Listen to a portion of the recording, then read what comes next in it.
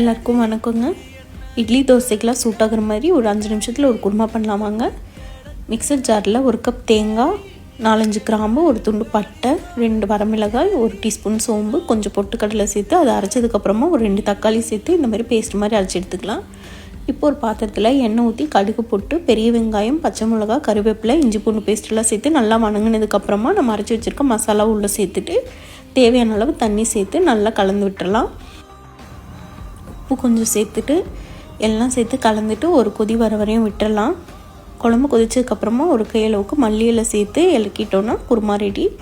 இது இட்லி தோசைன்னு எல்லா சப்பாத்தி கூட சூப்பராக இருக்கும். நான் இன்றைக்கி பழைய மாவு இருந்தது புளிச்சதுனால வெங்காயம் போட்டு சுடுறேன்.